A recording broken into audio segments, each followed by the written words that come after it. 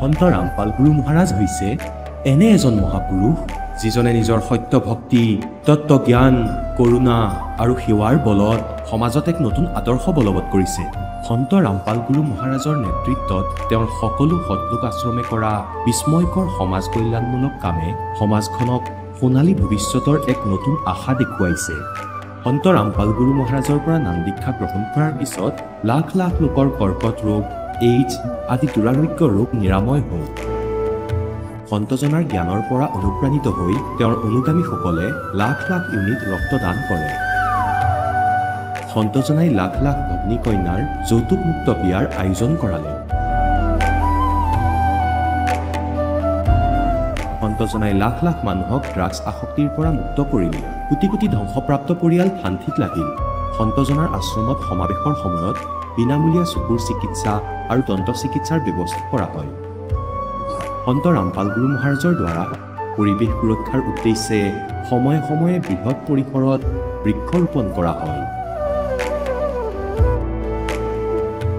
সন্তজনাই আৰ্তজনক তাৎক্ষণিক সকাহ দিবলৈ এম্বুলেন্স সেৱা আৰম্ভ কৰিছিল।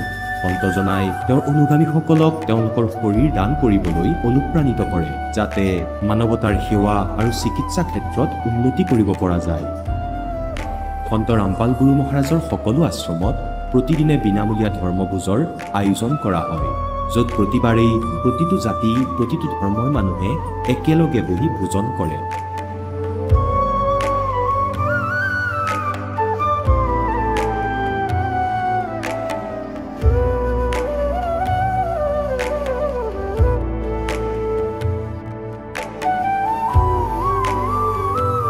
সন্ত ৰামপাল গুৰু মহাৰাজৰ আশ্ৰমত সহস্ৰাধিক বৃদ্ধ বৃদ্ধাই শ্ৰদ্ধা আৰু মৰমেৰে জীৱন যাপন কৰাৰ সুযোগ পায়। তেওঁলোকৰ থকা খোৱাৰ আৰু স্বাস্থ্যৰ সম্পূৰ্ণ দায়িত্ব সন্ত ৰামপাল গুৰু মহাৰাজে বহন কৰে।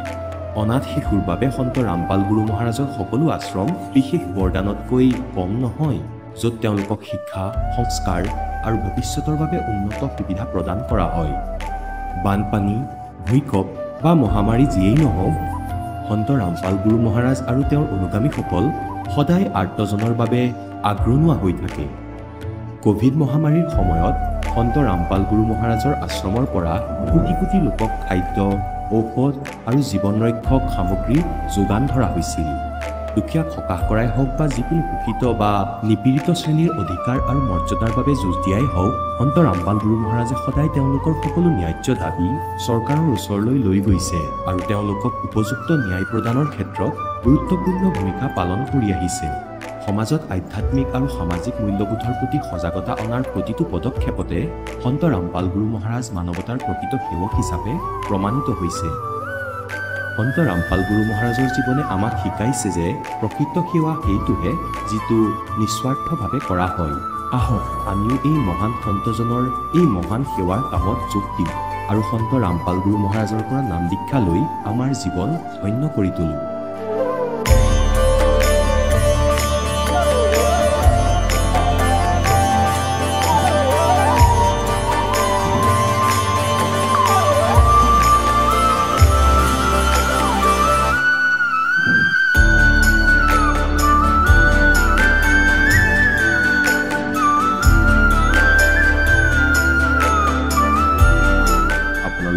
পৰিয়ালৰ সৈতে সৎলোক আশ্ৰমলৈ আন্তৰিকতাৰে আমন্ত্ৰণ জনোৱা হয়।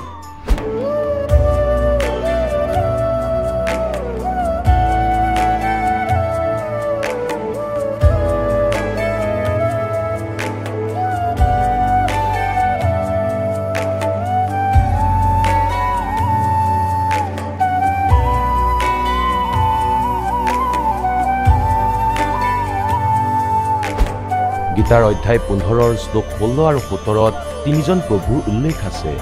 এই তিনিজন প্ৰভু কোনজন প্ৰভুৰ শৰণ লোৱাৰ পাছত জন্ম মৃত্যু সমাপ্ত হ'ব পাৰে? তিনিজন প্ৰভুৰ ভিতৰত কোনজন উত্তম পৰমাত্মা? তেওঁ কেনেকুৱা? তেওঁৰ নাম কি? এই সকলোবোৰ গূঢ় ৰহস্য জানিবলৈ নিশ্চয়কৈ শুনিব জগতগুৰু তত্ত্বদৰ্শী সন্ত ৰামপাল গুৰু মহাৰাজৰ মংগল প্ৰবচন, সকলো পবিত্ৰ ধৰ্মৰ পবিত্ৰ শাস্ত্ৰৰ আধাৰত। নমস্কাৰ মহাশয়। নমস্কাৰ। কি নাম মহাশয় আপোনাৰ? মোৰ নাম মৃদুমণি কাকতি। আপুনি ক'ৰ পৰা আহিছে? মই অসম ৰাজ্যৰ কামৰূপ জিলাৰ পৰা আহিছোঁ। আপুনি সন্ত ৰামপাল গুৰু মহাৰাজৰ পৰা নাম দীক্ষা কেতিয়া লৈছিল? মই সন্ত ৰামপালজী গুৰু মহাৰাজৰ শৰণলৈ 2018 চনৰ আগষ্ট মাহৰ 27 তাৰিখে আহিছোঁ। আপুনি সন্ত ৰামপাল গুৰু মহাৰাজৰ পৰা নাম দীক্ষা লোৱাৰ আগতে অন্য কিবা ভক্তি সাধনা কৰিছিলনে? তেখেতৰ শৰণলৈ নহাৰ আগতে আমাৰ ঘৰত শংকৰী আছিলে। তাৰপিছত মই কিন্তু সাই বাবা ভক্তি কৰিছিলোঁ, কাৰণ সকলোৱে সেইখিনি সময়ত সাই বাবা খুব মানিছিলে আৰু 9টা বৃহস্পতিবাৰ ব্ৰত কৰিলে ফল পোৱা যায় বুলি কৈছিলে। সেয়েহে মই সাই বাবা ব্ৰত কৰিছিলোঁ আৰু সাই বাবা ভক্তি কৰিছিলোঁ। আপুনি যিহেতু জনালে যে আপুনি সাই বাবাৰ সাধনা কৰিছিল, আপুনি ব্ৰত পালন কৰিছিল, সেই সাধনাৰ দ্বাৰা আপোনাৰ কিবা লাভ হৈছিলনে? সেই ভক্তিৰ দ্বাৰা মোৰ যি মানসিক স্থিতি বহুত বেয়া হৈছিলে, আমাৰ ঘৰত আৰ্থিকভাৱে যিবোৰ সমস্যা আছিলে বা মোৰ যিখিনি পাৰ্চনেল সমস্যা আছিলে, সেই সমস্যাবোৰৰ পৰা মই পৰিত্ৰাণ পোৱা নাছিলোঁ কেতিয়াও। সেইকাৰণে মই ভাবিলোঁ যে এনেকৈ ভক্তি কৰিলে কি হ'ব, মোৰ জীৱনটো মই সেইটো নাজানো। তথাপিও মই যেতিয়ালৈকে সন্ত ৰামপালজী গুৰু মহাৰাজৰ যিহেতু জ্ঞান পোৱা নাছিলোঁ, তেখেত কোন হয় কেতিয়াও চিনি পোৱা নাছিলোঁ, জানা নাছিলোঁ, তেতিয়ালৈকে মই সাই বাবাৰ ব্ৰত ৰাখি আছিলোঁ, ব্ৰত মানি আছিলোঁ, তেওঁৰে ভক্তি কৰি গৈছিলোঁ, কিন্তু মই একো লাভ পোৱা নাছিলোঁ। আপুনি সন্ত ৰামপাল গুৰু মহাৰাজৰ শৰণলৈ কেনেকৈ আহিল? সন্ত ৰামপালজী গুৰু মহাৰাজৰ শৰণলৈ মই আহিলোঁ। মই জ্ঞান গংগা কিতাপখন পাইছিলোঁ, মোক এজন বন্ধুৱে কিতাপখন দিছিলে আৰু সেই কিতাপখন মই কিমান গুৰুত্বপূৰ্ণ সেইখিনি সময়ত বুজি পোৱা নাছিলোঁ। সেয়েহে কিতাপখন মই 3 মাহ ধৰি ৰাখি থৈছিলোঁ, কাৰণ পঢ়া নাছিলোঁ, সময় পোৱা নাছিলোঁ, সেইকাৰণে মই পঢ়া নাছিলোঁ। ইউনিভাৰ্চিটিৰ ক্লাছবোৰ আছিলে, ছেমিনাৰ আছিলে, সেইকাৰণে মই কিতাপখন পঢ়িবলৈ সময় পোৱা নাছিলোঁ। 3 মাহৰ পিছত যেতিয়া মই কিতাপখন পঢ়িছোঁ, তেতিয়া মই উপলব্ধি কৰিব পাৰিছোঁ সঁচাকৈ ইয়াত যিখিনি জ্ঞানৰ কথা কৈছে, সেই জ্ঞান গংগা কিতাপখনত 18 পুৰাণৰ বিষয়ে আছে, লগতে 4 বেদৰ কথা আছে। সেই সকলো শাস্ত্ৰত যে পৰম পিতা পূৰ্ণ ব্ৰহ্ম, আমাৰ সকলোৰে পৰম পিতা কোন হয় সেইটো খুব সুন্দৰকৈ বুজাই দিছে আৰু সৃষ্টি ৰচনাটোৰ কথা খুব সুন্দৰকৈ বুজাই দিছে। লাহে লাহে মই কিতাপখন পঢ়ি বুজি পালোঁ। প্ৰথমতে মই বুজিবলৈ অলপ অসুবিধা পাইছিলোঁ, সেইটো সকলোৱে হয়তো হ'ব পাৰে, নাজানো, মোৰ হৈছে। তাৰপিছত মই যিবোৰ ইণ্টাৰভিউ আছিলে, যিবিলাক সন্ত ৰামপালজী গুৰু মহাৰাজৰ শৰণলৈ আহি কোনে কেনেকুৱা ধৰণৰ ফল পাইছে, সেইবোৰ মই পঢ়িলোঁ। পঢ়াৰ পিছতে মোৰ অন্তৰত লাগি গ'ল যে সঁচাকৈ যদি তেওঁৰ শৰণত থাকি মই ভক্তি কৰোঁ, নিশ্চয় মোৰ মানৱ জীৱনটো সফল হ'ব। সেই বুলি ভাবি মই সন্ত ৰামপালজী গুৰু মহাৰাজৰ শৰণলৈ আহিলোঁ। আপুনি সন্ত ৰামপাল গুৰু মহাৰাজৰ শৰণলৈ অহাৰ পিছত আপুনি কেনেধৰণৰ লাভ পাইছে অলপ জনাব। সন্ত ৰামপালজী গুৰু মহাৰাজৰ শৰণলৈ অহাৰ পিছত মই বহুতখিনিয়ে শান্তি পাইছোঁ, কাৰণ মই তাৰ আগতে শাৰীৰিকভাৱে অসুস্থ আছিলোঁ। মোৰ পেটৰ বিষটো খুব বেছিকৈ আছিলে আৰু ডক্টৰক যেতিয়া দেখুৱাইছিলোঁ তেতিয়া ডক্টৰে এপেণ্ডিক্স থকা বুলি কৈছিলে আৰু এপেণ্ডিক্সটো লাহে লাহে বাঢ়ি গৈছিলে, অপাৰেশ্যন কৰিব লাগিব বুলি কৈছিলে। মই অপাৰেশ্যন কৰিবলৈ ভয় খাইছিলোঁ, সেইকাৰণে মই অপাৰেশ্যন কৰাৰ সিদ্ধান্তটো নল'লোঁ। কিন্তু তেতিয়াও মই পোৱা নাছিলোঁ সন্ত ৰামপালজী গুৰু মহাৰাজৰ জ্ঞান পোৱা নাছিলোঁ, কিতাপ পোৱা নাছিলোঁ, সেইবাবে মই সাই বাবাই ভক্তি কৰি আছিলোঁ। কিন্তু ভক্তি যিমানে কৰিছিলোঁ মই কেতিয়াও শান্তি পোৱা নাছিলোঁ, মানসিকভাৱে অশান্তি আছিলে। ঘৰুৱা আমাৰ আৰ্থিক অৱস্থা বেয়া আছিলে, লগতে মোৰ দেউতা বহুত ড্ৰিংকছ কৰিছিলে, সেইবোৰ সমস্যা আছিলে। কেতিয়াবা মই মাজে মাজে ডিপ্ৰেশ্যনতো পৰিছিলোঁ, কেনেকৈ ঠিক হ'ব ঘৰখন, দেউতা কেনেকৈ ঠিক হ'ব, জীৱনত কেনেকৈ আগবাঢ়ি যাম, কেনেকৈ পঢ়া শুনাত আগবাঢ়ি যাম, সেইটো লৈ মোৰ বহুত চিন্তা হৈছিলে। মোৰ মানসিক অৱস্থাটো বহুত বেয়া আছিলে। লগতে যেতিয়া মোৰ শাৰীৰিকভাৱে অসুস্থ হৈছিলোঁ তেতিয়া আৰু মোৰ বেছি অশান্তি হৈছিলে, বহুত চিন্তা হৈছিলে কেনেকৈ কি হ'ব। কিন্তু সেইখিনি মই কেতিয়াও শান্তি পোৱা নাছিলোঁ। যেতিয়া মই সন্ত ৰামপালজী গুৰু মহাৰাজৰ শৰণলৈ আহিলোঁ তেতিয়া মই লাহে লাহে মোৰ শৰীৰটো সুস্থ হৈ পৰিলে, লগতে আমাৰ ঘৰখনো লাহে লাহে ভাল হৈ আহিবলৈ ধৰিলে। আৰু মোৰ দেউতা যিহেতু কৈছোঁ বহুত ড্ৰিংকছ কৰে বুলি, বহুত অশান্তি হৈছিলে আমাৰ ঘৰত, সৰুৰে পৰা বহুত অশান্তি পাই আহিছিলোঁ। সেইখিনি বহুত মানসিকভাৱে বহুত ভাগি পৰিছিলোঁ। মই এতিয়া সেইখিনি ভাষাৰে বুজাই ক'বলৈ অকণমান অসুবিধা হ'ব, বহুত ভাগি পৰিছিলোঁ মানসিকভাৱে। যেতিয়া মই দীক্ষা লোৱাৰ 1-1.5 বছৰলৈকে মই ঘৰত সংঘৰ্ষ কৰিব লগা হৈছে মোৰ দেউতাৰ লগত। দেউতা কাৰণ নাহে, কেতিয়াও মানি লোৱা নাছিলে। দেউতাই সমাজখন এৰি থৈ কেতিয়াও সন্ত ৰামপালজী গুৰু মহাৰাজৰ শৰণত আহিম বুলি দেউতাই কোৱা নাছিলে, বিৰোধ কৰিছিলে সদায় মোক। গতিকে সেই ক্ষেত্ৰত বহুত অসুবিধা হৈছিলে। যেতিয়া দেউতাও শৰণলৈ আহিল লাহে লাহে, সেইখিনিত বহুত সংঘৰ্ষ কৰিছোঁ। সন্ত ৰামপালজী গুৰু মহাৰাজৰ শৰণলৈ অহাৰ পিছতে মোৰ এই সকলোখিনি সমস্যা লাহে লাহে দূৰ হৈছে এতিয়া মই মানসিকভাৱে অলপ শান্তি পাইছোঁ আৰু শৰীৰটো মোৰ সুস্থ তেনেকুৱা ধৰণৰ বেমাৰ আজাৰ একো নাই আপুনি যেহেতু জনালে যে আপোনাৰ পিতৃয়ে সন্ত ৰামপাল গুৰু মহাৰাজৰ পৰা দীক্ষা লোৱাৰ আগতে অধিক মাত্ৰা নিচা সেৱন কৰিছিল বৰ্তমান তেখেতৰ পৰা নাম দীক্ষা লোৱাৰ পিছত তেওঁ সেই নিচা ত্যাগ কৰিবলৈ সক্ষম হ'লনে হয় নিশ্চয় যেতিয়াৰ পৰা তেওঁ সন্ত ৰামপালজী গুৰু মহাৰাজৰ শৰণলৈ আহিলে তেতিয়াৰ পৰা তেওঁ নিচা নিজে খোৱাটো দূৰৰে কথা তেওঁ নিচা খোৱা ব্যক্তিৰ কাষলৈকো যাব নোৱাৰা হ'ল আগতে আমি তেওঁক যদি কওঁ মদ খাই আহিছে ড্ৰিংকছ কৰি আহিছে বুলি ক'লে ঘৰত উল্টাই বহুত অত্যাচাৰ হৈছিলে বহুত অত্যাচাৰ চলাইছিলে কিন্তু যেতিয়া তেওঁ সন্ত ৰামপালজী গুৰু মহাৰাজৰ শৰণলৈ আহিলে তেওঁ নিচা খোৱা ব্যক্তিৰ কাষলৈ যাব নোৱাৰা হ'ল তেওঁ বমি আহিবলৈ ধৰে তেওঁ নিজেই কয় যে মই অমুকৰ ওচৰলৈ যাব নোৱাৰোঁ ড্ৰিংকছ কৰি আহিছে ইমান বেয়া গোন্ধাইছে তেনেকৈ কয় দেউতা নিজে যাব নোৱাৰা হ'ল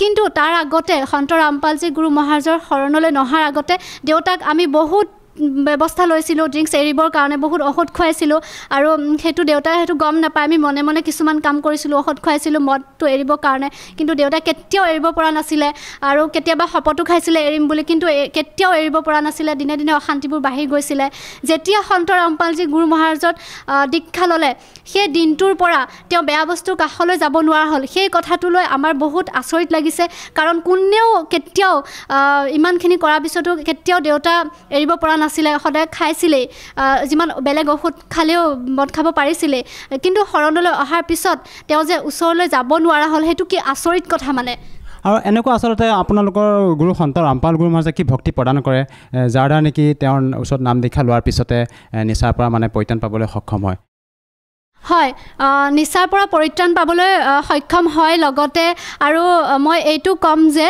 যিমানবোৰ শাস্ত্ৰ আছে সকলো শাস্ত্ৰতে কৈছে যে পৰম পিতা কোন হয় সেইটো খুব সুন্দৰকৈ বুজাই দিছে আৰু আমি যদি পৰম পিতাৰ চৰণত থাকোঁ তেতিয়াহ'লে আমাক বেয়া বস্তুৱে কেতিয়াও আমাক আক্ৰমণ কৰিব নোৱাৰে বা আমি বেয়া বস্তুৰ কাষলৈ কেতিয়াও যাব নোৱাৰোঁ সেইকাৰণে হয়তো মই ভাবোঁ যিহেতু পৰম পিতা পৰমেশ্বৰ কবিৰ পৰমাত্মা হয় বুলি সকলো শাস্ত্ৰতে প্ৰমাণ দিছে আৰু সেই সন্ত ৰামপালজী গুৰু মহাৰাজে সেই সৎ পথটো মানৱ সমাজক দেখুৱাই দিছে আৰু সন্ত ৰামপালজী গুৰুৰ চৰণত থাকি আমি যদি ভালদৰে ভক্তি কৰি যাওঁ তেতিয়াহ'লে কেতিয়াও বেয়া বস্তু ওচৰলৈ যাব নোৱাৰে আৰু সেই প্ৰমাণটো মই মোৰ নিজৰ ঘৰতে পাইছোঁ কাৰণ দেউতাই এতিয়া বেয়া বস্তুৰ কাষলৈ কেতিয়াও যাব নোৱাৰে এইটো আমি ঘৰতে প্ৰমাণ পাইছোঁ গতিকে এইটো প্ৰমাণ হৈ গৈছে তেওঁ মানৱ সমাজলৈ যি জ্ঞান প্ৰচাৰ কৰিছে সেয়া শাস্ত্ৰ অনুকূল ভক্তি হয় গতিকে এই শাস্ত্ৰ অনুকূল ভক্তি যিয়ে গ্ৰহণ কৰিব তেওঁ সদায় সুখী হৈ থাকিব এই সংসাৰত মহাশয় চৰকাৰে যিটো কাম কৰিব পৰা নাই সেই কামটো সন্ত ৰামপাল গুৰু মহাৰাজে কৰি দেখুৱাইছে আৰু বৰ্তমান সময়ত আমাৰ যুৱ প্ৰজন্মৰ নিচাৰ প্ৰতি যি আসক্তি দ্ৰুতগতিত বৃদ্ধি পোৱা দেখা গৈছে তেনে ক্ষেত্ৰত আপুনি যুৱ প্ৰজন্মক কি বাৰ্তা দিব বিচাৰে তেওঁলোকেও যাতে সন্ত ৰামপাল গুৰু মহাৰাজৰ জ্ঞান বুজি উপকৃত হ'ব পাৰে হয় নৱপ্ৰজন্মলৈ মই এইটোৱে ক'ব বিচাৰিম কিয়নো বহুতে আজিকালি নিউজবোৰত দেখাই পাওঁ যে প্ৰত্যেক দিনাই ইমানেই যুৱ প্ৰজন্ম নিচাৰ প্ৰতি আসক্ত হৈ পৰিছে ল'ৰা ছোৱালী বুলি কোনো কথা নাই ল'ৰাই যিমান কৰিছে ছোৱালীও সিমানেই আগবাঢ়ি গৈছে বেয়া দিশবোৰত আৰু যিমানবোৰ আমাৰ চেণ্টাৰ আছে নিচামুক্তি কেন্দ্ৰবিলাক আছে বা নিচা এৰিবৰ বাবে বহুতো ব্যৱস্থা আগৰ পৰা দেখি আহিছোঁ সেইখিনি ব্যৱস্থা আমি দেউতাৰ ক্ষেত্ৰতো লৈছিলোঁ কিবা ঔষধ খোৱা কিবা বহুত ধৰণৰ কিবা কিবি আছে আৰু সেইবোৰ কৰিও আজি কোনো এখন ঘৰেই মুক্ত পোৱা নাই কাৰোবাৰ ঘৰত যদি তেনেকুৱা ব্যক্তি আছে তেতিয়াহ'লে সেই ঘৰখনে বুজি পায় যে নিচা কৰিলে কিমান অশান্তি হয় ঘৰখনৰ অশান্তি লগতে নিজৰ শৰীৰৰ অশান্তি কিন্তু নিজে সেইটো হয়তো উপলব্ধি কৰিব নোৱাৰে আৰু কিছুমানে সেইবোৰ এৰিম বুলিও এৰিব নোৱাৰে আৰু বহুত চেষ্টা কৰে কিন্তু অভ্যাসটো যিহেতু হৈ যায় তেওঁলোকে এৰিব নোৱাৰে নিজেও চেষ্টা কৰে এৰিব নোৱাৰে সেয়েহে মই এইটোৱে ক'ব বিচাৰিম যে সন্ত ৰামপালজী গুৰু মহাৰাজৰ যি জ্ঞান গংগা পুস্তক আছে সেই পুস্তকখন অধ্যয়ন কৰক অধ্যয়ন কৰি তেখেতৰ শৰণলৈ আহক তেখেতে যি জ্ঞান দিছে সেই জ্ঞান গ্ৰহণ কৰি তেখেতৰ চৰণত থাকি সৎ পথেৰে সৎভক্তি কৰি যাওক তেতিয়া নিশ্চয় এই বেয়া বস্তুবোৰ কেতিয়াও গ্ৰহণ কৰিব নোৱাৰিব সকলোৱে ভাল পথলৈ আহিব পাৰিব বুলি মই ভাবোঁ আৰু লগতে ধুনীয়াকৈ ভক্তি কৰি মানৱ জীৱনটো সফল কৰিব পাৰিব মহাশয়া, আপুনি এগৰাকী শিক্ষিত মহিলা হিচাপে মই আপোনাৰ পৰা আৰু এষাৰ কথা জানিব বিচাৰিছোঁ। যিহেতু যৌতুকৰ দৰে কুপ্ৰথাৰ বাবে বৰ্তমান সময়ত আমাৰ মহিলাসকলক হেয় দৃষ্টিৰে চোৱা হয়, ভ্ৰূণ হত্যা কৰাও দেখা যায়, আৰু লগতে যৌতুকৰ দৰে কুপ্ৰথাৰ বাবে সমাজত বিভিন্ন ধৰণৰ ঘটনা সংঘটিত হোৱা দেখা যায়। এই ক্ষেত্ৰত আপুনি কি ক'ব বিচাৰে যে সন্ত ৰামপাল গুৰুমহাৰাজে যৌতুকৰ দৰে কুপ্ৰথাক নাশ কৰিবৰ কাৰণে যি প্ৰচেষ্টা অব্যাহত ৰাখিছে? হয়, তেখেতে প্ৰচেষ্টা চলাই আছে, যৌতুকমুক্ত বিবাহ প্ৰচলন কৰি আছে, আৰু এই বিবাহ মাত্ৰ 17 মিনিটতে সম্পূৰ্ণ হৈ যায়। তাত কোনো ধৰণৰ বেণ্ড পাৰ্টি নালাগে, কোনো ধৰণৰ টকা পইচা খৰচ কৰিব নালাগে, মাথো লাগিব পৰমাত্মাৰ আশীৰ্বাদ থাকিব, আৰু কোনো ধৰণৰ মেকআপ কৰিব নালাগে। এই সকলোবোৰ আমি ত্যাগ কৰি আমি তেখেতৰ শৰণত থাকিলে 17 মিনিটতে আমাৰ বিবাহখন সম্পন্ন হ'ব। কিয়নো বৰ্তমান সময়ত দেখিবলৈ পোৱা যায় বিবাহ যি যৌতুক প্ৰথা চলি আছে, সেই প্ৰথাৰ বাবে বহুতো নাৰী, বহুতো যুৱতী আজি আত্মহত্যাৰ বলি হ'ব লগা হৈছে। বহুতো যৌতুকৰ বাবে বহুতো নাৰী আজি কিমান অথলে যাব লগা হৈছে, বা পিতৃ মাতৃসকলৰ কিমান কষ্ট উপাৰ্জন, কিমান কষ্ট কৰিব লগা হৈছে, সেইটো সকলোৱে বুজি পায়। আৰু সেয়েহে ছোৱালী থকা ঘৰকেইখনৰ বহুত ছোৱালী এজনী বিয়া দিবৰ বাবে বহুতো কষ্ট হয়। নিজৰ ধন সম্পত্তি মাটি বাৰী বিক্ৰী কৰি এজনী ছোৱালী যৌতুক দিব লগা হয়, ছোৱালীজনীৰ উপৰিও যৌতুক দিব লগা হয়। কিন্তু ইমানখিনি কৰাৰ পিছতো সেই ছোৱালীজনী গৈ পেলাই যৌতুকৰ অত্যাচাৰ সহিব নোৱাৰি শেষত আত্মহত্যাৰ মুখামুখি হ'ব লগা হয়। তেনেকুৱা ধৰণৰ আচলতে বাতৰিবোৰে বহুত দুখ দিয়ে, যেতিয়া প্ৰত্যেক দিনাই তেনেকুৱা ধৰণৰ এটা নিউজ পাওঁ, বা বহুত বেয়া লাগে। আৰু সেয়েহে মই ক'ব বিচাৰোঁ যে নতুন প্ৰজন্ম আৰু অভিভাৱকসকললৈ এটাই প্ৰাৰ্থনা, মোৰ এটাই অনুৰোধ যে জ্ঞানগংগা কিতাপখন পঢ়ক, সন্ত ৰামপালজী গুৰু মহাৰাজৰ শৰণলৈ আহক, আৰু নিজেও সুখী থাকক, লগতে মানৱ জীৱনটো কেনেকৈ সফল কৰিব সেই সম্পৰ্কে আপোনালোকে খুব ভালদৰে বুজি পাব। মানৱ জীৱনটো সফল কৰি তোলক, নিজৰ আত্মা কল্যাণ কৰাৰ লগতে, আৰু এই সংসাৰত আমি যাতে সুখী হৈ থাকিব পাৰোঁ সকলোৱে। গতিকে জ্ঞানগংগা কিতাপখন পঢ়ক, আৰু সেই জ্ঞান লৈ সন্ত ৰামপালজী গুৰু মহাৰাজৰ শৰণত থাকক। আপুনি সন্ত ৰামপাল গুৰুমহাৰাজৰ পৰা দীক্ষা লোৱাৰ পিছত আৰু অন্য কিবা লাভ পাইছেনে?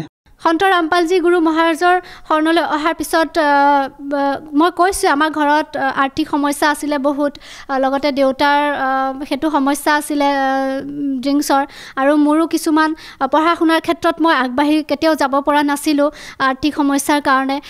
আৰু লাহে লাহে আৰ্থিক সমস্যাবোৰো ঠিক হ'বলৈ ধৰিছে, আৰু মই নিজেও সন্ত ৰামপালজী গুৰু মহাৰাজৰ শৰণলৈ অহাৰ পিছত যিদিনাখনেই মই দীক্ষা লৈছোঁ, সেইদিনাই মই তেখেতৰ আশীৰ্বাদত মই এটা সৰু সুৰা হ'লেও কিবা এটা ইনকামৰ ৰাস্তা পাইছোঁ, আৰু সেই ইনকামেৰে মই এতিয়া খুব সুন্দৰকৈ ভক্তি কৰি আছোঁ। লগতে মই আৰ্থিক সমস্যাৰ পৰা বহু পৰিমাণে সফল হৈছোঁ বুলি ক'ব পাৰি।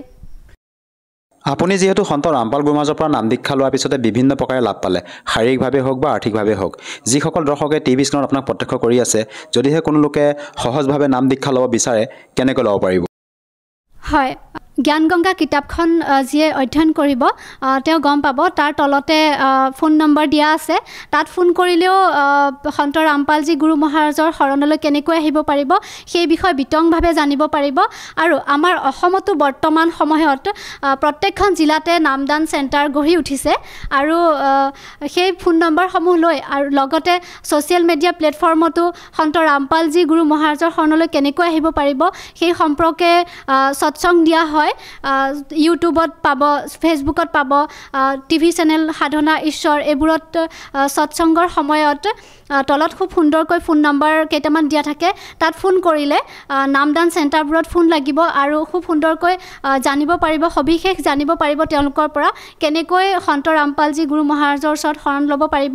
সেই ফোন নম্বৰ কেইটাত এতিয়া জগতগুৰু তত্ত্বদৰ্শী সন্ত ৰামপাল গুৰু মহাৰাজৰ সৎসংগৰ মাধ্যমেৰে সেই অদ্বিতীয় আধ্যাত্মিক জ্ঞানৰ বিষয়ে জানি লওঁ, যাৰ মাধ্যমেৰে আপোনালোকেও প্ৰাপ্ত কৰিব পাৰিব এনেকুৱা আধ্যাত্মিক, মানসিক আৰু ভৌতিক সুখ, যি এতিয়ালৈকে কেৱল আপোনালোকে মীৰাবাই, ধ্ৰুৱ, প্ৰহ্লাদ আদি কেইজনমান ভক্তৰ জীৱন কথাতহে শুনিছে।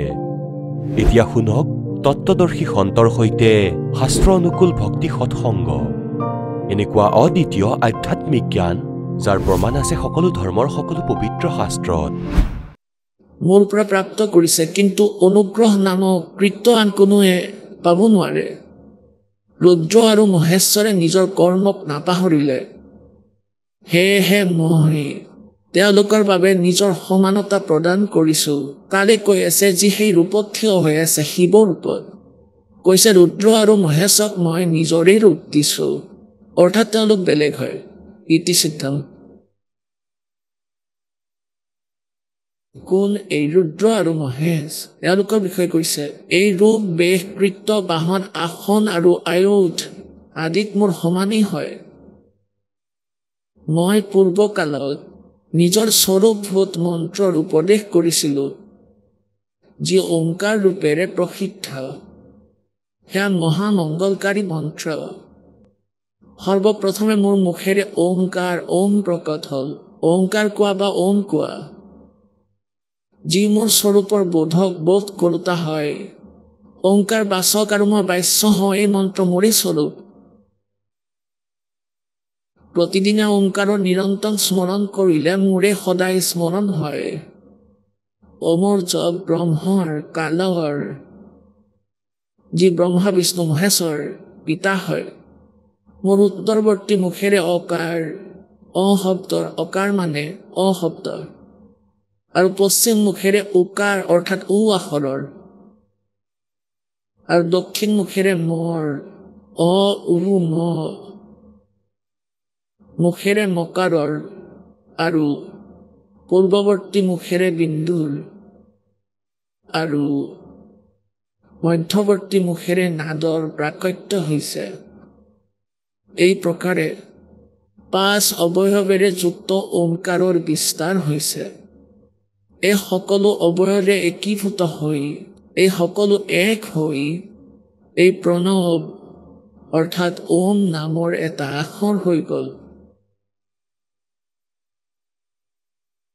ইয়াত চাওক ইয়াত তেওঁলোকে ভুল কৰি ৰাখিছে ইয়াত ব্ৰেকেটত তেওঁলোকে লিখি থৈছে যে এয়া এনেইতো কিতাপত নাই মূল সংস্কৃতত নাই এয়া অনুবাদ কৰ্তাৰ নিজৰ বিবেচনা ওম নমঃ শিৱায় এয়া পঞ্চাক্ষৰ মন্ত্ৰ হয় এই 5টাটো লগ লাগি এটা হৈ গ'ল পঞ্চাক্ষৰনো ক'ত হ'ল এই সকলো এয়া 5টা হ'ল মোৰ উত্তৰৱৰ্তী মুখেৰে অকাৰ এটা আৰু পশ্চিম মুখেৰে উকাৰ 2 আৰু দক্ষিণ মুখেৰে মকাৰ 3 পূৰ্বৱৰ্তী মুখেৰে বিন্দু 4 আৰু মধ্যৱৰ্তী মুখেৰে নাদৰ অৰ্থাৎ এয়া 5টা হৈ গ'ল এই 5টাৰ এই প্ৰকাৰে 5 অৱয়ৱেৰে যুক্ত ওমকাৰৰ বিস্তাৰ হৈছে এই সমূহ অৱয়ৱেৰে একীভূত হৈ এই প্ৰণৱ ওম নামৰ এটা আখৰ হৈ গ'ল ওম নমঃ শিৱায় কোন পৰা আহিল ইয়াক লিখিছে এওঁলোকে চাওক অকাৰ আদি ক্ৰমেৰে আৰু মকাৰ আদি ক্ৰমেৰে ক্ৰমশ প্ৰকাশত আহিছে ওম নমঃ শিৱায় পঞ্চাক্ষৰ মন্ত্ৰ হৈ গ'ল এই ওম নমঃ শিৱায় এই অনুবাদকৰ নিজৰ চিন্তা হয় এই মন্ত্ৰ শাস্ত্ৰ বিৰুদ্ধ শাস্ত্ৰবিধি ত্যাগ কৰি মনৰ মতে কৰা পূজা এই ওম নমঃ শিৱায় আপোনালোকে দেখিছে মূল সংস্কৃতত ক'তোৱে উল্লেখেই নাই শ্ৰীমদ ভাগৱত গীতাৰ অধ্যায় নম্বৰ 8 আৰু শ্লোক নম্বৰ 13 এয়াই কৈছে কাল ভগৱানে এয়া গীতাৰ জ্ঞানদাতাই কালে কৈ আছে এই ব্ৰহ্মই কৈ আছে এয়া ব্ৰহ্মা বিষ্ণু মহেশ্বৰ পিতাই কৈ আছে দুৰ্গা এওঁৰ পত্নী হয় যাক প্ৰকৃতি বুলি কয় শ্ৰীমদ ভাগৱত গীতা চাব শ্ৰীমদ ভাগৱত গীতা গীতা প্ৰেছ গোৰখপুৰ শ্ৰী জয়দয়াল গোবিন্দকাৰীৰ অনুবাদক অধ্যায় নম্বৰ 8 শ্লোক নম্বৰ 13 আপোনালোকক কিছু দেখুৱাও অধ্যায় নম্বৰ 8 আৰু মন্ত্ৰ নম্বৰ 13 শ্লোক নম্বৰ 13 श्लोक नंबर 13 ओम इति एकाक्षरम ब्रह्म ब्रह्म व्यवहारन माम अनुसमरण মই ব্ৰহ্মৰ ओम इति एकाक्षरम এয়া এটা আখৰ ব্যাহাৰণ উচ্চাৰণ কৰি কৰি অনুস্মৰণ স্মৰণ কৰি কৰি ये परियाति तजंग देहम যি শৰীৰ ত্যাগ কৰি যায় সয়াতি পৰমাং গতিম, যি মোৰ ওম নামেৰে পোৱা লাভ হয় সেয়া তেওঁলোকে প্ৰাপ্ত কৰে। ওম নামেৰে যি গতি হয় সেয়া প্ৰাপ্ত হয়। এওঁলোকৰ অনুবাদ এয়া ইয়াৰ পৰা আৰম্ভ হৈছে। যি পুৰুষ ওম ওম ওম কোৱা বা এয়া এটা আখৰ এনেকুৱা ওম হৈ গ'ল আৰু ইয়াৰ ওপৰত এটা বিন্দু, ইয়াতে এটা বিন্দু লগোৱা হয়, তেতিয়াও ইয়াক ওমেই কোৱা হয়। এয়া চাও, এয়া ইয়াত ওম ইতি। যদি ইয়াত এটা বিন্দু লগাই দিওঁ আৰু ইয়াক ওম বুলি কওঁ আৰু ইয়াৰ মটো আঁতৰাই ইয়াত বিন্দু লগাই দিওঁ, তেতিয়াও এয়া ওমেই হ'ব। গতিকে ইয়াত কি লিখা আছে? ইয়াত আৰম্ভ হৈছে ওম। এয়া এনেকুৱা ওম। যি ব্যক্তিয়ে ওম এই এক অক্ষৰৰূপী ব্ৰহ্মক উচ্চাৰণ কৰি কৰি, ইয়াত এনেকৈ লিখিব লাগিছিল, ব্ৰহ্মৰ এই এক অক্ষৰ ওম মন্ত্ৰৰ উচ্চাৰণ কৰি কৰি, মাম মানে মই নিৰ্গুণ ব্ৰহ্মৰ, ইয়াত ক'ব লাগিছিলে মাম ব্ৰহ্ম। মাম মানে মই, ব্ৰহ্ম মানে ব্ৰহ্মৰ উচ্চাৰণ কৰি কৰি যিয়ে শৰীৰ ত্যাগ কৰি যায়, চিন্তা কৰি কৰি শৰীৰ ত্যাগ কৰি যায়, সেই পুৰুষে পৰম গতি প্ৰাপ্ত কৰে। অৰ্থাৎ ওম নামেৰে যি লাভ হয়। পুণ্যাত্মাসকল যি প্ৰসংগ চলি আছিল যে পৰমাত্মা পূৰ্ণ ব্ৰহ্ম পৰমেশ্বৰ কবীৰদেৱ আহিছিলে আৰু তেওঁ এয়াই কৈছিল যে তোমালোকে যি ভগৱানৰ পূজা কৰি আছা, সাধনা কৰি আছা, এওঁলোক নিজেও নাশবান, এওঁলোকেও কৰ্মদণ্ড ভোগ কৰিব লাগে। পাপ কৰ্মৰ, কৰি অহা কৰ্মৰ শুভ আৰু অশুভ এওঁলোকেও আপোনালোকৰ দৰেই ভোগে। এওঁলোকৰ প্ৰাৰব্ধত যি কষ্ট থাকে সেয়া ভোগ কৰিবই লাগে। তেন্তে তেওঁলোকে আপোনালোকৰ কষ্টৰ নিবাৰণ কেনেকৈ কৰিব? উদাহৰণস্বৰূপে যেনেকৈ নাৰদদেৱে অভিশাপ দিছিল বিষ্ণুদেৱক, যি সময়ত নাৰদদেৱে বিবাহ কৰাবৰ বাবে ইচ্ছা কৰি শ্ৰী ভগৱান বিষ্ণুৰ ৰূপ বিচাৰিছিল, হৰি ৰূপ বিচাৰিছিল, বিষ্ণুদেৱে দি দিলে, ক'লে তথাস্তু তোমাক হৰি ৰূপ দিলো, কিন্তু বান্দৰৰ ৰূপহে পালে। সংস্কৃতত হৰি বান্দৰকো কয়। যি কাৰণত যেতিয়া নাৰদে গম পালে যে তোমাৰ ৰূপ বান্দৰৰ বনাই দিছে, বিষ্ণুদেৱে তেতিয়া তেওঁ অভিশাপ দিলে। নাৰদদেৱে অভিশাপ দিলে যে আজি মই নিজৰ এক পত্নী প্ৰাপ্তিৰ বাবে মই যি আজি কষ্ট পাইছো, দুখ পাইছো, নোপোৱাৰ দুখ, আৰু তুমি মোৰ লগতে অভদ্ৰ ধেমালি কৰিছা, তুমিও এটা জীৱন নিজৰ পত্নীক বিচাৰি হাবাথুৰি খাবা, তোমাৰ আৰু তোমাৰ পত্নীৰ কেতিয়াও মিলন নহ'ব।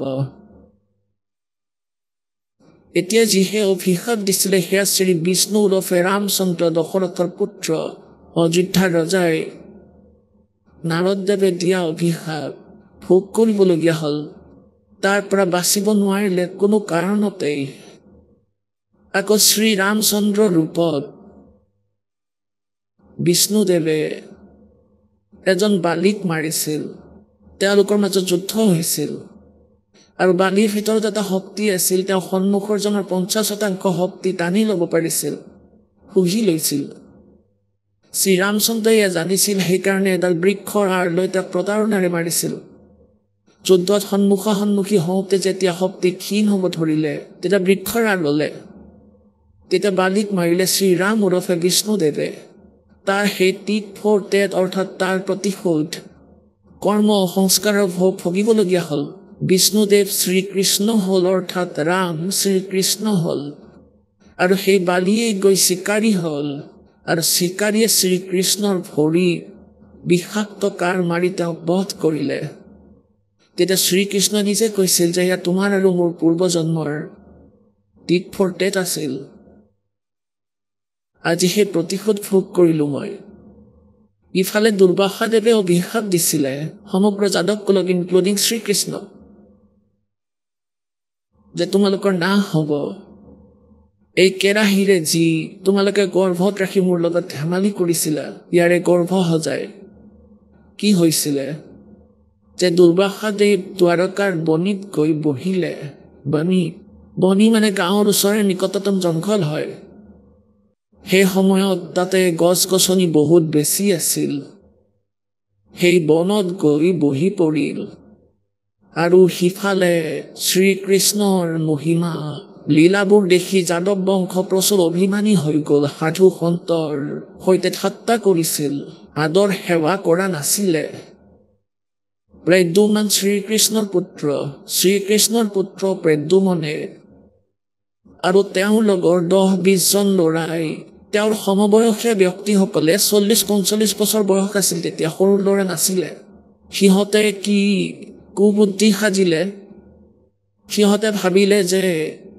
শুনিছিলে যে দুৰ্বাসাদেৱে 3 কালৰ বিষয়ে জানিছিলে ভূত ভৱিষ্যত আৰু বৰ্তমান তেওঁৰ পৰীক্ষা লোৱা হওক প্ৰদ্যুম্নৰ পেটত এজনী গৰ্ভৱতী মহিলাৰ পেটৰ দৰে বনালে পেটৰ দৰে আৰু ইয়াৰ বাবে পেটত এটা কেৰাহী বান্ধি দিছিল লোহাৰ কেৰাহী এটা সৰু কেৰাহী যি ৰন্ধা বঢ়া আদি কামত ব্যৱহাৰ হয় এটা দুটা পৰিয়ালৰ আৰু ইয়াৰ ওপৰেৰে বান্ধি দিছিল কিছু মেৰিয়াই দিছিল কাপোৰেৰে আৰু ওপৰত পিন্ধাই দিলে সেই সময়ৰ মহিলাই পিন্ধা পোছাক এজন তেওঁৰ স্বামীৰ দৰে বনাই দিলে আৰু লগত 10-5 জন আৰু বদমাছ ল'ৰাও গৈছিল গৈ দুৰ্বাসাদেৱক সুধিলে যে সেই ঋষিবৰ এই দুয়োজনৰ বিয়া হোৱা বহুদিন হৈ গ'ল এতিয়া পৰমাত্মাৰ কৃপাৰে তেওঁ গৰ্ভৱতী হৈছে তাইৰ গিৰিয়ে এওঁলোক অধৈৰ্য হৈ পৰিছে এওঁলোকে আপোনাৰ পৰা জানিব বিচাৰিছে যে এওঁৰ গৰ্ভৰ পৰা কি উৎপন্ন হ'ব ল'ৰা নে ছোৱালী আপুনিতো 3 কালৰ বিষয়ে জানে কৃপা কৰি কওক এতিয়া দুৰ্বাসাদেৱে ধ্যানমগ্ন হৈ চালে যে ইহঁতেতো অনৰ্থক কৈ আছে এজন পুৰুষক স্ত্ৰী বনাই মোৰ সৈতে চলনা কৰিছে ক্ৰোধিত হৈ দুৰ্বাসাদেৱে ক'লে যে এই গৰ্ভৰ জৰিয়তে যাদৱ কুলৰ বিনাশ হ'ব পুণ্যাত্মাসকল সেই কাৰণতে 56 কোটি যাদৱ নিজৰ মাজতে প্ৰভাৱ ক্ষেত্ৰত যুঁজি মৰি গ'ল আৰু লোহাৰ যিটো কেৰাহী আছিল শ্ৰীকৃষ্ণই কৈছিল যে ইয়াক খহি যমুনাত পেলাই দিয়া নাথাকিব বাঁহ না বাজিব বাঁহী অৰ্থাৎ যাৰ যোগেদি আমাৰ নাশ হ'বলগীয়া আছে আৰু তাক আমি নিজে বিনাশ কৰি দিওঁ সেই লোহাৰ গুৰিবোৰ যমুনাৰ পানীত পেলাই দিছিল প্ৰবাহিত কৰি দিছিল সেই গুৰিৰ পৰা কুঁহিয়াৰ পাতৰ দৰে ধাৰ এবিধ ঘাঁহ উৎপন্ন হ'ল ইকৰা আৰু ইয়াৰ পাতবোৰ ইমান ধাৰ হয় যেনেকৈ কুক ঘাঁহ দেখিছে হয়তো যাক খাগৰিও কোৱা হয় ইয়াৰ পাতবোৰ বহুত চোকা হয় আৰু তাতে আঙুলি অকণমান লাগি গ'লে এনেকৈ যদি টানি আনিব বিচাৰে তেন্তে কাটি যায় আৰু ইয়াতকৈ চোকা ধাৰ তৰোৱালৰ দৰে পাতবোৰ হৈ গ'ল আৰু শ্ৰীকৃষ্ণই কৈছিল যে তোমালোকৰ দুৰ্বাসাদেৱে দিয়া অভিশাপ নষ্ট হৈ যাব তোমালোকে আটাইবোৰ নৰযাদৱে যমুনাত গৈ গা ধুই আহা নৱজাত শিশুবোৰকো লৈ গ'ল অভিশাপ কটোৱাৰ উদ্দেশ্যেৰে যে পানীত গৈ গা ধুম যমুনাত স্নান কৰিলে আমাৰ অভিশাপ কাটি যাব প্ৰভাৱ ক্ষেত্ৰ বিশেষ স্থানৰ বিষয়ে ক'লে য'ত সেই লোৰ গুৰি পেলাইছিল গুৰিৰ পৰা ইকৰা উৎপন্ন হৈছে তেতিয়া সিহঁতে নিজৰ মাজতে যুঁজিবলৈ ধৰিলে আৰু যুঁজি ইকৰা ওলাই এজনে আনজনক মাৰিব ধৰিলে আৰু সেইবোৰেৰে ডিঙিত মাৰিলে তৰোৱালৰ দৰে ডিঙি মূৰৰ পৰা পৃথক হ'ল এনেকৈ 56 কোটি যাদৱ কটাকটিত মৰি গ'ল শ্ৰীকৃষ্ণও মৃত্যুবৰণ কৰিলে সেই অভিশাপত গতিকে পুণ্যাত্মাসকল পৰমাত্মা কবিৰদেৱে কৈছিলে যে तुम कौन राम का जपते जापम तात कटे ना तीनों तापम তুমি কোন ভগৱানৰ জপ কৰা যাৰ যোগেদি তোমাৰ 3 তাপ সমাপ্ত নাই হোৱা তোমাৰ পূৰ্বজন্মৰ পাপ কৰ্ম দুখ দূৰ হোৱা নাই এইবোৰ কথা শুনি তেতিয়া বহুত দুখ পাইছিলোঁ কাৰণ আমাৰ পূৰ্বপুৰুষ অশিক্ষিত আছিল পুণ্যাত্মাসকল পৰমেশ্বৰ কবীৰদেৱে আহি আমাক কালৰ জালত বন্দী হৈ থকা নিৰীহ আত্মাসকলক যথাৰ্থ জ্ঞান দিয়াৰ চেষ্টা কৰিছিল। এই অজ্ঞানী মূৰ্খ স্বাৰ্থপৰ ঋষি মহৰ্ষি গুৰুবোৰে সেই যথাৰ্থ জ্ঞানক আমাৰ ওচৰলৈ আহিবলৈ নিদিলে।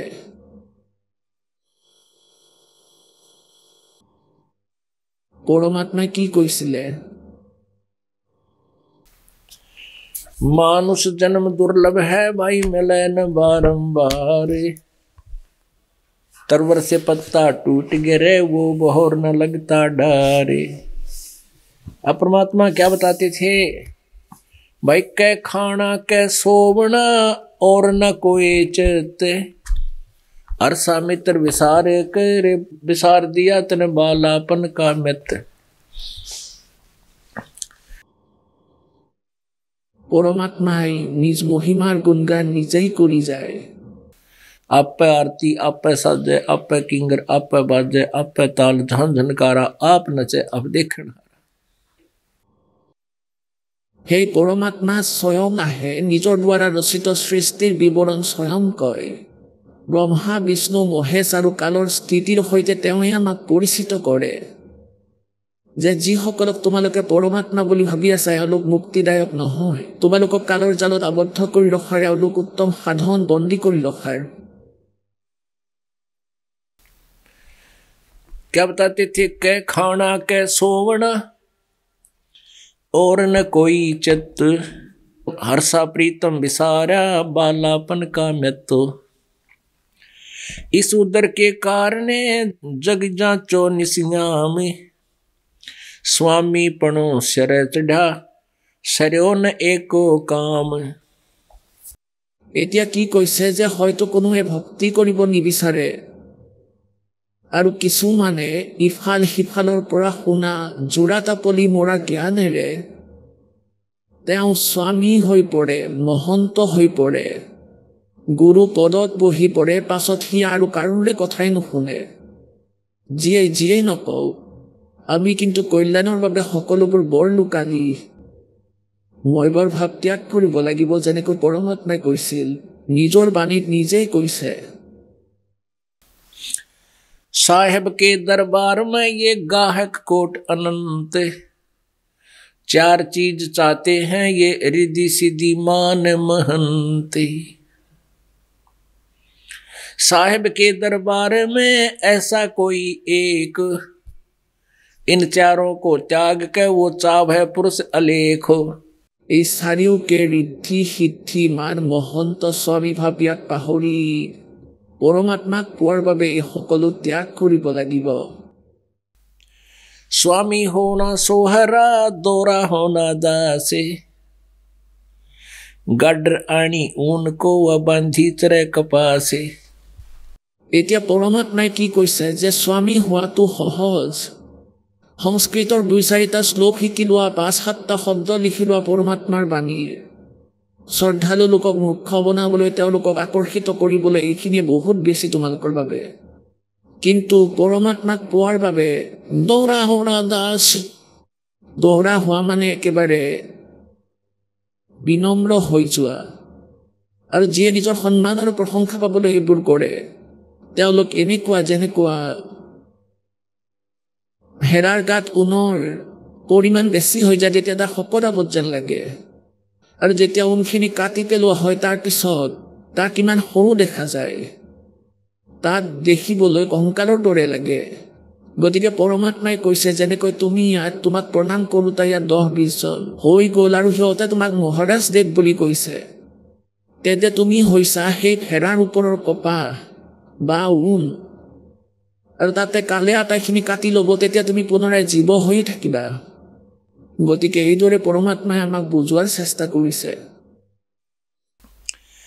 इस कलयुग का स्वामी लोभिया ये मनसा दरे बधाए देवे पैसा ब्याज को फिर लेखा करता जावे। এজন এনেকুৱা ভুৱা গুৰু আছিল। ইফালে দাদ্ৰিৰ ওচৰত এখন গাঁও আছে। সেই গাঁৱত গতিকে তাতে তেওঁৰ হাতত ৭৫,০০০ টকা আহি গ'ল। আজিৰ পৰা ২০-২৫ বছৰ আগৰ কথা। তেওঁৰ ৭৫,০০০ টকাৰ কালেকশ্যন হৈ গ'ল, ডিপজিট কৰি আছিল বেংকত। আৰু তেওঁৰ এজন শিষ্য আছিল, তেওঁৰ মাধ্যমতে জমা কৰিছিল। দৃঢ় শিষ্য, বহুত আগৰে পৰা তেওঁৰ সেৱা কৰি আছিল, খুব সেৱা যত্ন কৰিছিল। সেই শিষ্যজনে স্কিম বনাইছিল যে গুৰুদেৱ, মই এটা ঘৰ বনাম, কিন্তু মোৰ এতিয়ালৈকে লোন হোৱা নাই, মই লোনৰ বাবে এপ্লাই কৰিছোঁ। আপুনি মোক এই ৭৫,০০০ টকা দি দিয়ক, আপোনাক মই ১,০০,০০০ টকা দিম। এতিয়া গুৰুদেৱে ভাবিলে, আচ্ছা ঠিক আছে, লৈ যোৱা। এতিয়া সি কেনেকুৱা ঘৰ বনালে, ২,০০,০০০ টকা লাগি গ'ল। গুৰুদেৱৰ ৭৫,০০০ টকা লাগি গ'ল, আৰু যি লোন লৈছিল সেয়াও ব্যয় হ'ল। এতিয়া গুৰুদেৱে টকা খোজে আৰু শিষ্যই কয় আজি দিম কালি দিম। দুয়োজনৰ মাজতে বিবাদ হ'ল, যিবোৰ তেওঁৰ আন এজন শিষ্যই কৈছিলে এই দাসক। পাছত শেষলৈ সেই শিষ্যজনে গুৰুক মাৰি পেলালে। ৰাতি আশ্ৰমত তেওঁ অকলে আছিল, পুৱা মৃত অৱস্থাত পোৱা গ'ল। এতিয়া পুণ্যাত্মাসকল, পৰমাত্মাই আমাক সোঁৱৰাই দিব বিচাৰে যে যি ৰোগৰ পৰা পৰিত্ৰাণ পাবলৈ তুমি সাধু সন্ত হৈছা আৰু সেই ফাঁচি আকৌ ডিঙিত পৰিধান কৰিছা, তেনেহ'লে তুমি সন্ত হ'ব পাৰিছানে, কোৱা ভগত হ'ব পাৰিছানে? অৰ্থাৎ ভক্তি আশে পাশেও নাই, সাধাৰণ মানুহতকৈ নিচ এইজন। कहते कलयुग का स्वामी लोभिया, गुरुजी लोभिया, मनसा रहे बंधाए, অৰ্থাৎ নিজ ইচ্ছাকে এই বেছি গুৰুত্ব দিয়ে। देवे पैसा ब्याज को फिर लेखा करता जावे। कल का स्वामी लोभिया ये पीतल धरे खटाए, राजद्वारे यूं फिरे जो हरियाई गाए।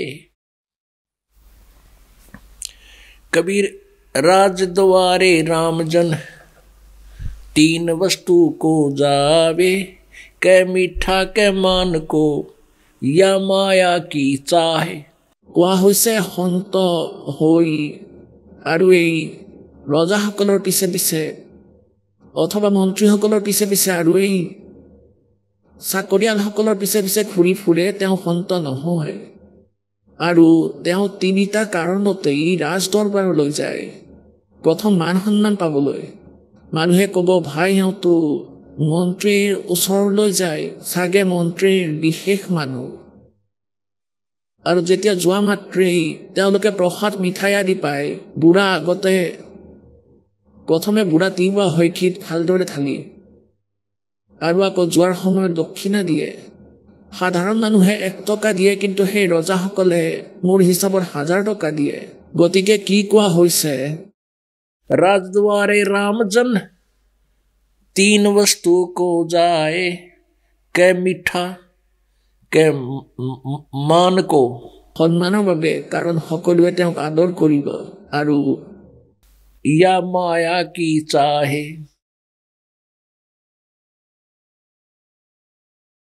कबीर कलयुग कठिन है, संत न पूजे कोई, कामी क्रोधी मस्करे है, तिनको आदर होवे। हरि सिमरन साची कथा, कोई सुन है काने, कलयुग पूजा दम्भ की और पाखंडी को माने। পৰমাত্মাই কয় যে সত্য কথা যি দাসে কৈ আছে, এইবোৰ কথা পৰমাত্মাই আগতেই কৈছিল যে ব্ৰহ্মা বিষ্ণু মহেশ্বৰ পূজাৰ যোগ্য নহয়। এই কৰ্মনাশে আপোনালোকৰ দুখ নিবাৰণ কৰিব নোৱাৰে, এয়া আপোনালোকক মুক্তি প্ৰদান কৰিব নোৱাৰে। এওঁলোক অবিনাশী নহয়, এওঁলোক নাশ পাল। গতিকে কোৱা হৈছে এই সত্য কথা আৰু এই সত্য স্মৰণ कोई कोई सुन है कान, অতি কষ্টৰে, এজন দুজনে শুনে অতি কষ্টৰে। और कलयुग पूजा दम्भ की, भाई पाखंडी को मान। কলি যুগৰ পূজা পাখণ্ডৰ আৰু দম্ভৰ আৰু পাখণ্ডৰ সন্মান থাকে। तारा मंडल बैठ कर ये चांद बड़ाई खावे, उदय हुआ जब सूरज का, स्यों तारों छिप जावे।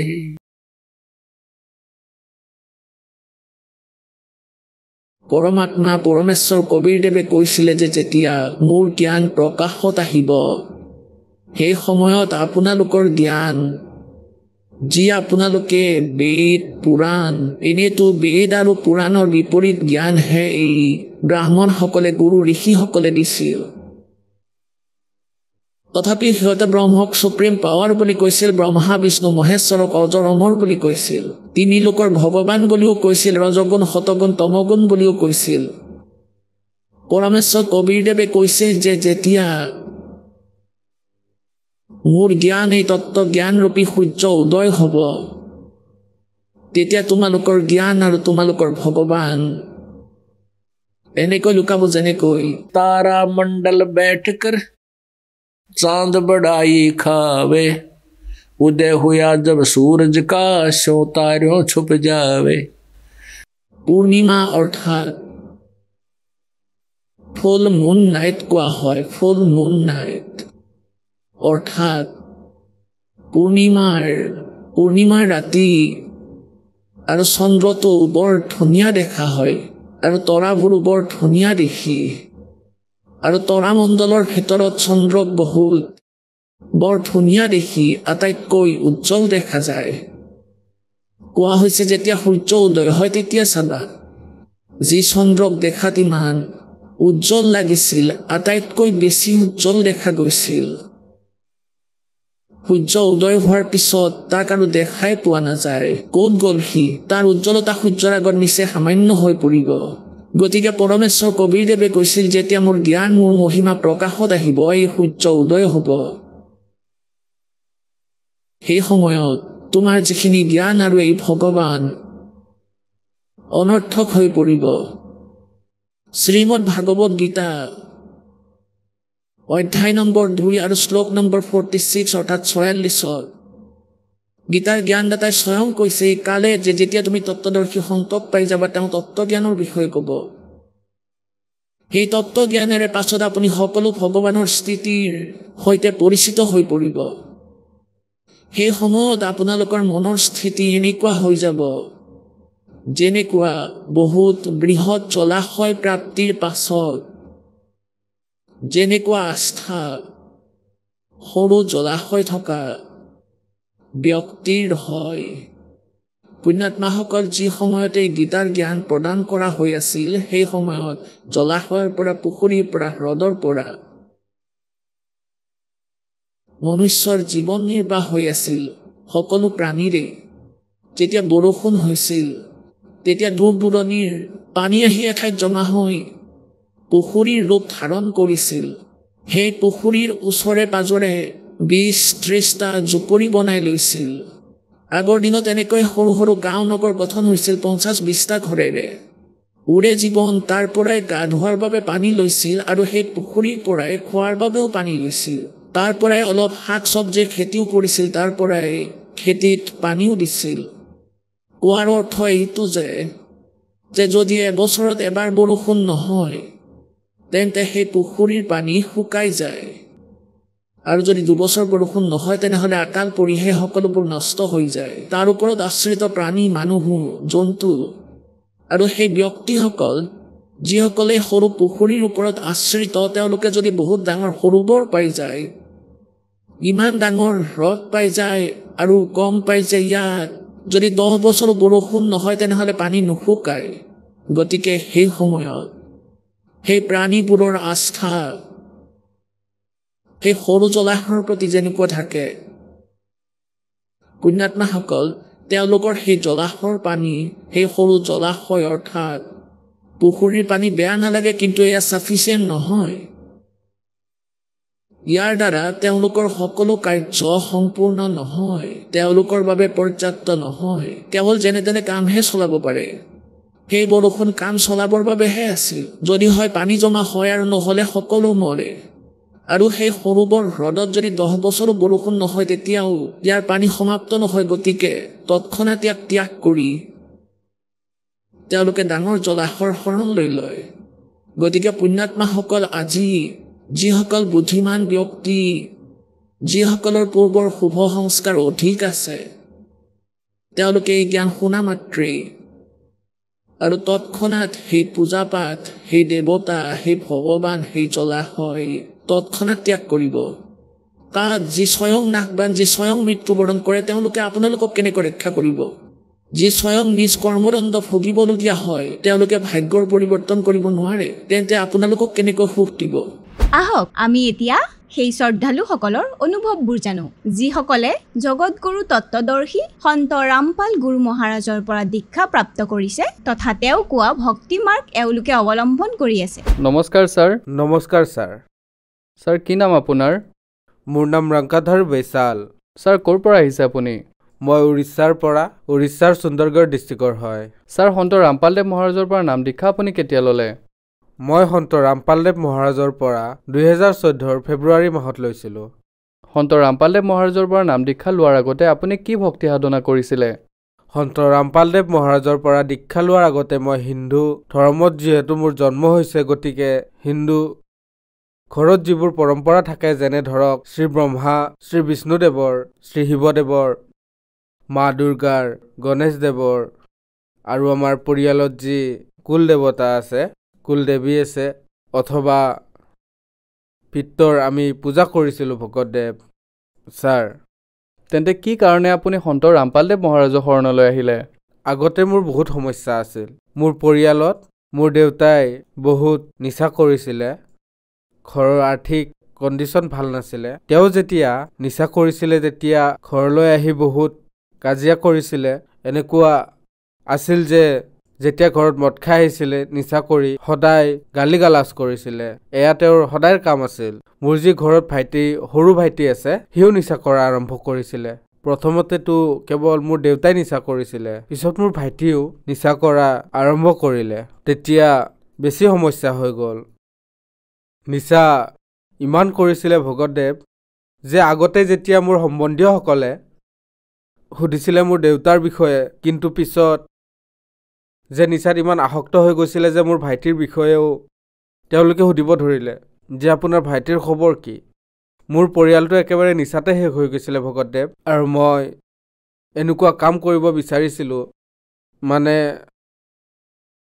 এই নিচাৰ পৰা কেনেকৈ মুক্তি দিয়াও মোৰ ভাইটিয়ে যে নিচা কৰিছিলে সেয়া মোতকৈ ডাঙৰ এজন দাদা আছে সিও নিচা কৰি কৰি তাৰ মগজৰ অৱস্থা বেয়া হৈ গৈছে আৰু সি নদীলৈ গৈ আমাৰ ওচৰৰ নদীলৈ গৈ সি তাত ডুবি মৰিল আৰু মোৰ যে সৰু ভাইটি সিও নিচা কৰি কৰি সিও মানসিক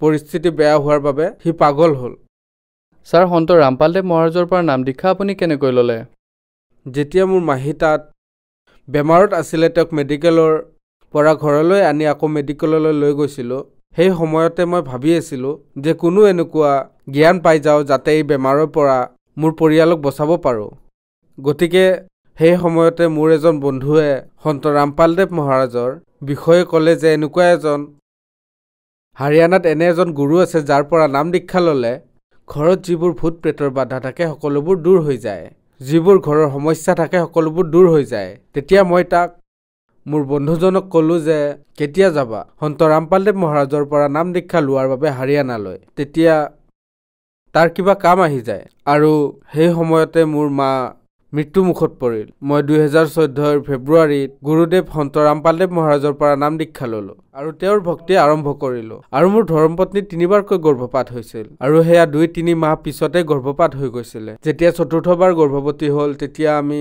ডক্টৰক দেখুৱালোঁ আৰু তেওঁ ক'লে যে ইও নাথাকিব ইয়াৰো এবৰ্চন কৰাব লাগিব মই ৰিপৰ্টো আনিছোঁ এয়া ৰাহুল কালা শান্তি মেমৰিয়েল হস্পিটালত এয়া দেখুৱাইছিলোঁ তাতে ডক্টৰে কৈছিলে যে এবৰ্চন কৰাব লাগিব তাৰ ডেভেলপমেণ্ট হোৱা নাই এবৰ্চন কৰাব লাগিব বুলি কৈছিল যেতিয়া ডক্টৰে এবৰ্চন কৰাৰ কথা কৈ দিলে তেতিয়া আমি গুৰুদেৱক প্ৰাৰ্থনা জনালোঁ তেতিয়া আশ্ৰমৰ পৰা আদেশ আহিল যে তুমি ভক্তি কৰি থকা পৰমাত্মাই দয়া কৰিব তেতিয়া মই মনতে ভাবিলোঁ যে আন ডক্টৰক দেখুৱাওঁ যেতিয়া আন ডক্টৰৰ ওচৰলৈ গ'লোঁ তেতিয়া এয়া ৰিপৰ্ট আছে আনজন ডক্টৰৰ তেওঁ আকৌ আল্ট্ৰাছাউণ্ড কৰালে তেতিয়া ক'লে যে হয় গৰ্ভত আছে কিন্তু অলপ সৰু আছে গৰ্ভত ইমান ডেভেলপমেণ্ট হোৱা নাই বুলি কৈছিলে তাৰপিছত মই গুৰুদেৱক প্ৰাৰ্থনা জনালোঁ আৰু ডক্টৰে যেনেকৈ কৈছিল তেনেকৈ ক'লোঁ যে পৰমাত্মা গুৰু ৰামপালদেৱ মহাৰাজ ডক্টৰে কৈছে যে যি গৰ্ভ আছে তাত একো ডেভেলপমেণ্ট হোৱা নাই, সৰু হৈ আছে। তাৰ পৰা আকৌ আদেশ আহিল যে ভক্তি কৰি থকা পৰমাত্মাই দয়া কৰিব। তেতিয়া আমি ভক্তি কৰি থাকিলোঁ আৰু যেতিয়া 10 মাহ হৈ গ'ল তেতিয়া বাচ্চাটোৰ চিজাৰিং অপাৰেশ্যন কৰি তাক উলিওৱা হ'ল। সেইদিনা বাচ্চাটোৰ ওজন 3 কিলো 40 গ্ৰাম আছিলে আৰু সুস্থও আছিলে। যিটো বাচ্চাক ডক্টৰে এবৰ্চন কৰাবলৈ কৈ দিছিলে সেই ৰিপৰ্ট আছে, আগৰ ৰিপৰ্ট। এয়া Rahul colour doctor, Rahul colour শান্তি মেমৰিয়েল, মুনু পাটনায়ক। এয়া আমাৰ সুন্দৰকলা ডিষ্ট্ৰিক্টৰ আটাইতকৈ ডাঙৰ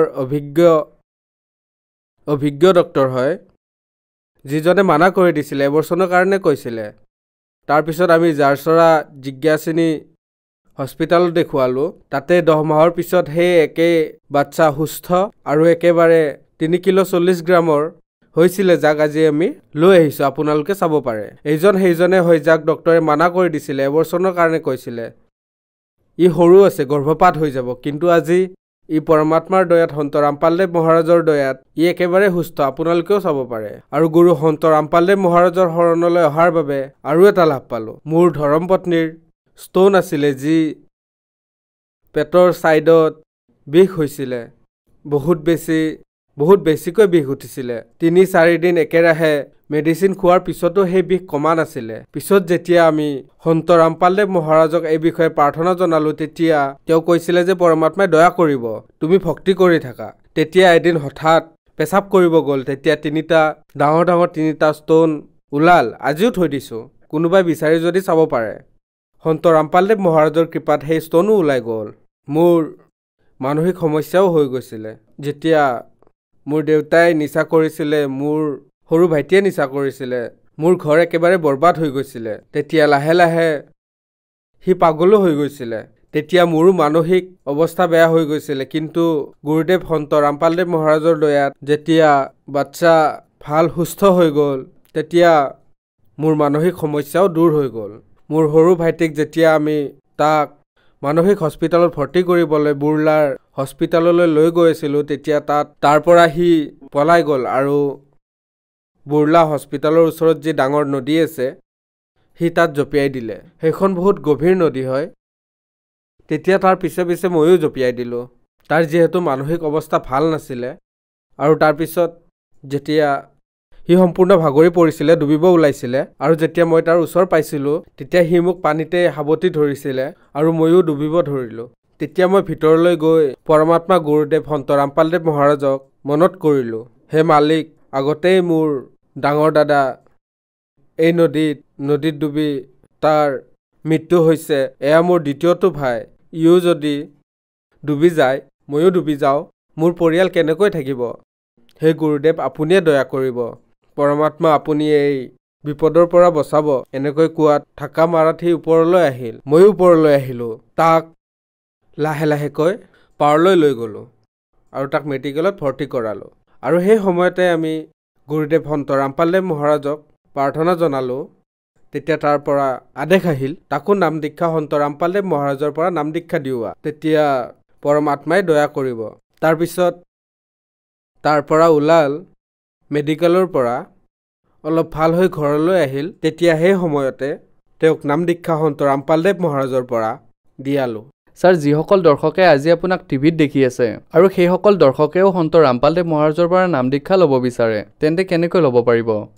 সন্ত ৰামপালদেৱ মহাৰাজৰ পৰা নাম দীক্ষা লোৱাটো একেবাৰেই সহজ। বৰ্তমান ভাৰতৰ সুপ্ৰসিদ্ধ চেনেল, বহুতটা চেনেলত গুৰুদেৱৰ সন্ত ৰামপালদেৱ মহাৰাজৰ সৎসংগ আহে। যেতিয়া সৎসংগ দিয়ে তলত তেতিয়া হালধীয়া শাৰী এটা আহে, তাতে কণ্টেক্ট নম্বৰ দিয়া থাকে। তাতে আপুনি যোগাযোগ কৰি নিজৰ প্ৰত্যেক ৰাজ্যতে জিলাতে নামদান চেণ্টাৰ খোলা হৈছে, তাতেই আপুনি ফোন কৰি তাতে সুধিব পাৰে যে আপোনাৰ ওচৰৰ নামদান স্থান কোনটো হয়। তাৰ পৰা আপুনি নাম দীক্ষা ল'ব পাৰে। ধন্যবাদ ছাৰ। সৎ চাহেব।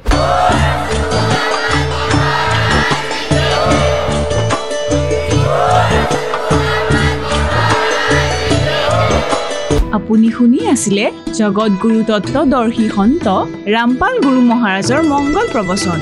অধিক জানিবৰ বাবে ভিজিট কৰক www.jagatgururampalji.org। সন্ত ৰামপাল গুৰু মহাৰাজৰ শুভ আশীৰ্বাদত সমগ্ৰ বিশ্বতে 500তকৈ অধিক নাম দীক্ষা কেন্দ্ৰ আছে য'ত সন্ত ৰামপাল গুৰু মহাৰাজৰ দ্বাৰা বিনামূলীয়াকৈ নাম দীক্ষা দি থকা হৈছে আপোনাৰ ওচৰৰ নাম দীক্ষা কেন্দ্ৰৰ ঠিকনা জানিবলৈ সম্পৰ্ক কৰক 7082208528